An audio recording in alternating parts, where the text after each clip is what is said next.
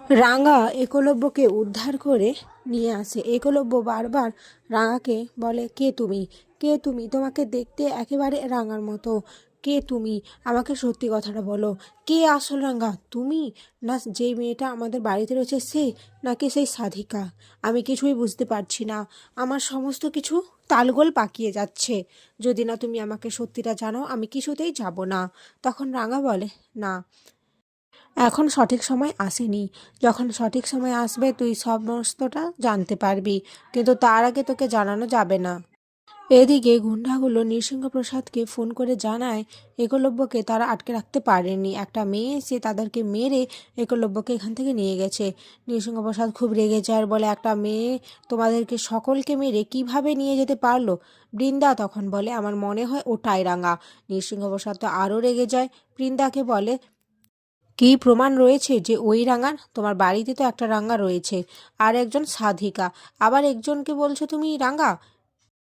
যেই রয়েছে সবাই কি রাঙা হবে নাকি? বৃন্দাও চিন্তা করতে থাকে, সত্যিই তো, আসল রাঙা কে? আর কেই বা একলব্যকে বাঁচিয়ে নিয়ে গেল?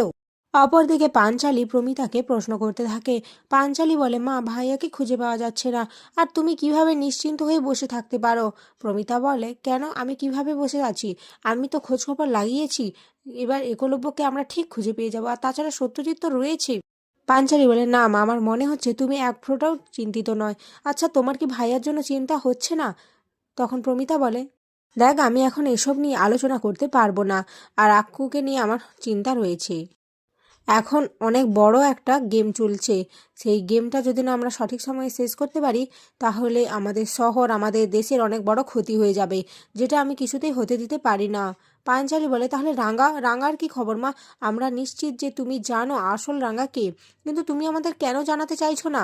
প্রমিতা বলে, এখন অনেক বড় একটা ঘটনা রয়েছে, অনেক বড় বিপদ রয়েছে মাথার ওপরে। আমি এখনই তোদের কিছু জানাতে পারবো না। সঠিক সময় এলে আমি নিশ্চয়ই তোদের জানাবো। অঙ্কুর বলে, দেখো পাঞ্চালি, মা যখন বলছে তাহলে অপেক্ষা করো না, কেন তুমি এত উত্তেজিত হয়ে যাচ্ছ? এরপর অঙ্কুর আর পাঞ্চালি ওখান থেকে চলে যায়। প্রমিতা মনে মনে ভাবতে থাকে, রাঙা ঠিকই বাঁচাবে একলব্যকে। রাঙা ওই নৃসিংহপ্রসাদকে ঠিক শাস্তি দেবে। ওনার জন্যই আজ আমাদের দেশে এত বড় বিপদ নেমে এসেছে। অপরদিকে সত্যজিৎ নৃসিংহপ্রসাদের বাড়ি যায়। সেখানে গিয়ে দেখতে পায় বৃন্দাকে। সত্যজিৎ বলে, আপনাদের নামে অনেক প্রমাণ পাওয়া গিয়েছে। একলব্য বসুকে আপনারাই কিডন্যাপ করিয়েছেন, আর একলব্যকে আমরা যদি পেয়ে যাই তাহলে তো হয়েই গেল। আমি এনায়াকে ছেড়ে দিয়েছিলাম, কিন্তু ওর বিরুদ্ধে আমাদের হাতে অনেক প্রমাণ এসেছে।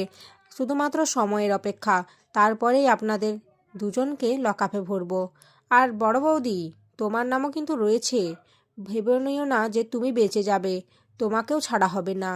এরপর সত্যজিৎ ওখান থেকে চলে যায়। এদিকে বৃন্দা তো ভয় পেতে থাকে, নৃসিংহপ্রসাদও ভয় পেয়ে যায়, কারণ সত্যি একলব্যর কাছে অনেক এভিডেন্স রয়েছে। এদিকে রাঙা একলব্যকে বাড়িতে নিয়ে আসে। পুরো রাস্তা একলব্য রাঙাকে জিজ্ঞাসা করতে থাকে যে কে আসল রাঙা, আর সে তার মুখটা কেন দেখাচ্ছে না। এরপর রাঙা বলে, সঠিক সময়ে সমস্ত কিছুই তুমি জানতে পারবে। এখনও সঠিক সময় আসেনি, এখন বাড়িতে যেতে হবে, আর বাড়ি থেকে এক ফোঁটাও বেরোনো যাবে না। এরপর একলব্য বাড়িতে চলে আসে। বাড়িতে এসেই প্রমিতার সাথে দেখা করে। প্রমিতাকে বলে, মা, বলো আমাকে, আসল রাঙা কে? আমি নিশ্চিত তুমি জানো আসল রাঙা কে। তাহলে আমাকে তুমি কেন বলছো না? সবাই শুধু বলছে আমার সঠিক সময়, কিন্তু এই সঠিক সময়টা কখন আসবে? প্রমিতা বলে, আরেকটু ধৈর্য ধর আক্কু, আরেকটু ধৈর্য ধর। রাঙা যে অনেক বড় মিশনে রয়েছে, এত তাড়াতাড়ি ওকে কিভাবে আমরা পাবো? এখন ওর অনেক দায়িত্ব রয়েছে, তোকে এখনই আমি সমস্ত সত্যিটা জানাতে পারবো না, তুই একটু অপেক্ষা কর।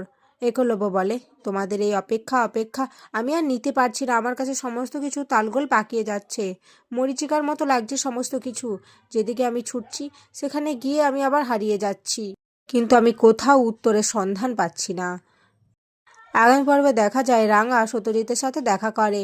সত্যজিৎ রাঙাকে বলে, কি রাঙা, একলব্যকে বাড়িতে দিয়ে এসেছো? রাঙা বলে, হ্যাঁ রে, দিয়ে এসেছি, কিন্তু ও আমাকে সারা রাস্তা জিজ্ঞেস করেছে আমি কে, আসল রাঙা কে। আমি যে ভাবতে পারছি না যে উড়ানবাবুর থেকে আমাকে এভাবে লুকিয়ে থাকতে হবে। আর সব থেকে বড় কথা, সত্যটা তো একদিন না একদিন সামনে আসবেই। সত্যজিৎ বলে, হ্যাঁ, আর আমি আজকে নৃসিংহপ্রসাদের বাড়িতে গেছিলাম, ওনাদেরকে ভয় দেখিয়ে এসেছি। তবে একটা কথা মানতেই হবে রাঙা, তোমার অনেক বুদ্ধি, এত বুদ্ধি কোথায় রাখো তুমি? রাঙা হাসতে থাকে। আর এখানেই আজকের পর্ব শেষ হয়ে যায়।